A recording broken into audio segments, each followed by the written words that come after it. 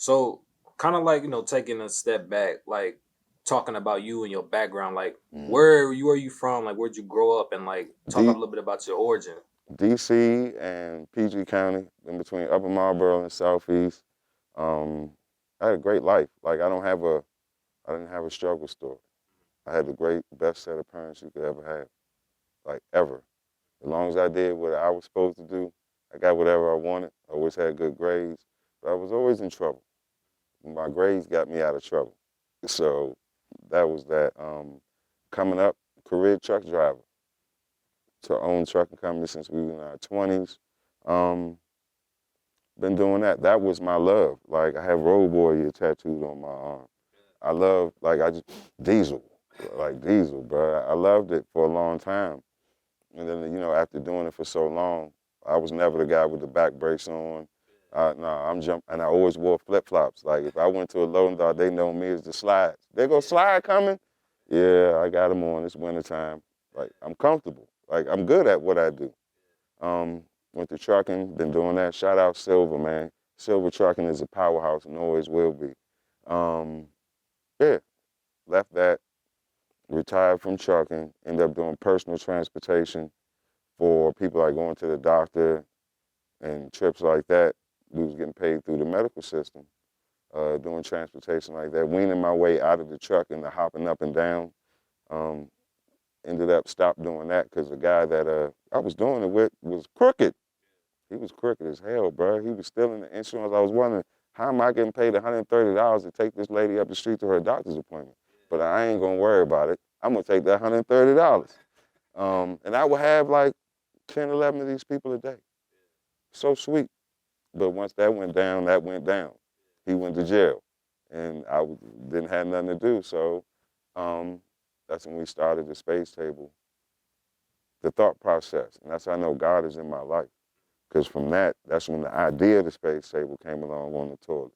But time went around, so I started growing weed professionally. Opened up CCG 420 LLC. I'm really good at it too. But I don't grow it to distribute to people. Like I would grow for you. I'm not the hand-to-hand guy, none of that. But all of those things that I was doing prior to the Space Table, looking backwards, because you never understand life until you're looking backwards, were to get me to the Space Table.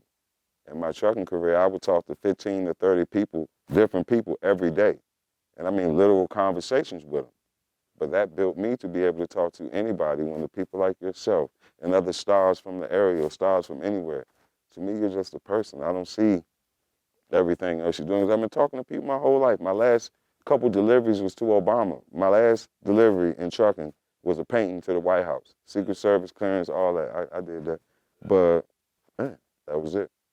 So did you like ever always envision yourself in being in like media? No, this is, if you would have known me then, you would never have thought anything about this. I don't like even when I came up with the idea, I didn't have myself in it. But I'm told that this ain't gonna be nothing without me in it. And I'm with it. What was like some of the challenges that came into putting that Spades Table together? Money.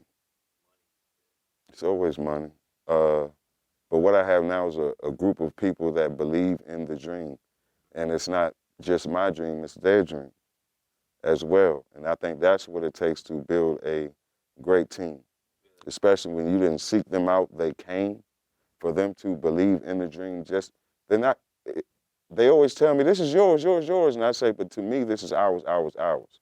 So they'll never really feel 100% like it's theirs, but that 99% they give me is everything we need to be a collective and take this to where it's supposed to go. So how who was some of the people that kind of helped like you put the idea together or like put the idea in action of the Spades Table? Me, me, saying, making a phone call, you down to do it? Yeah, okay, well, we're gonna do it. And then Lene helped with the planning of it out. Um, It started off at True Reflections Barbershop. I had Joe Claire, a few other notable people. Shout out Juan. He owned True Reflections Barbershop out in, is that Alexandria? We're gonna say Alexandria, Virginia. Yeah, but that going across that bridge thing was a little too much for me. And Yeah, Juan, we used him. And now people like Dennis Green, Burgers at Apollo, Kai Fair, BWI Motorsports. These are all people that are helping facilitate the dream because they believe as well. How has the Spadez Table evolved since you started it? Oh man, it started with a guy and a camera that tried to tell me how to do my thing. One camera at a cigar bar to what you see now, a 9-camera operation, multi-edits, like this is all God moving this, bro.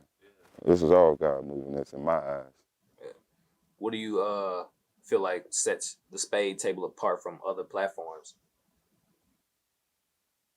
The production of it all.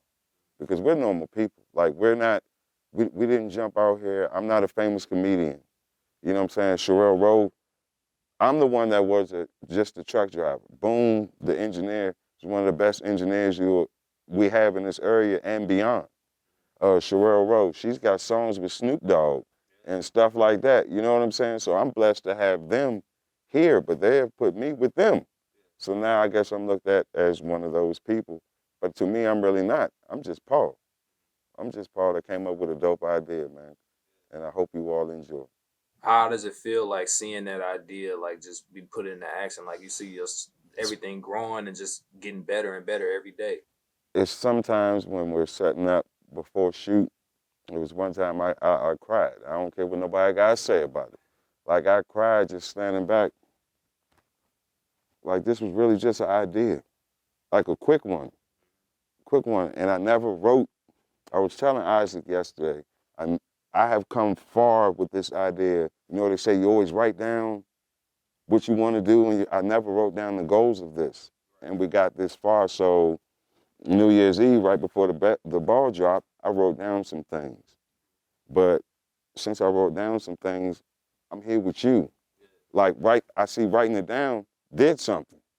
It actually did something. So I'm glad I wrote that shit down. You know what I'm talking about? Yeah, man. Appreciate it. And Mm-hmm. so like when you're doing an episode, like what kind of preparation goes into filming and like setting up everything? How do you prepare for an episode? Well, the camera people do they 1-2 thing. Like they figure out the spots. All I do is come in, put down the tablecloth. If you were a guest coming on our show, we would ask you prior to the show to send you a bio. Whatever bio you have, we'll go off that. But our show isn't all about your bio. We're here for the audience to see a different side of their favorite person. I had to stop saying their favorite superstar. Everybody's a superstar in their own light. So their favorite person, if you like this person, I want you to see the real of this person. You may have a comedian, they funny and all this, that, and the third, but there's another side to them. And at the Spadez Table with our magical bartender, shout out Miss Key, happy hour, the best bartender I've ever had in my life. And I'm not saying that because she's on the show. I'm saying the lady is awesome. But, you know, you're comfortable at a Spadez Table, at a cookout, at anywhere where you playing spades at, you're very comfortable. So we make it our business to make you that. And we're not about the negativity. Like, if you want to come to a show and talk about who you beefing with and stuff like that, you never come on here. I mean, this isn't, but I know controversy sells, but so does good stuff and the real side of people.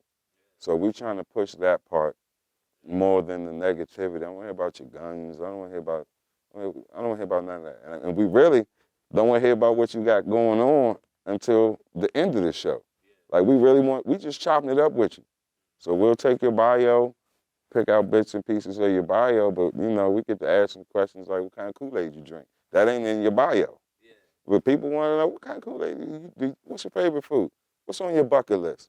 What you got going on tomorrow? What's your Sunday afternoon like?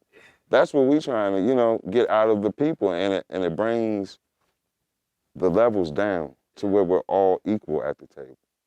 And that was my vision.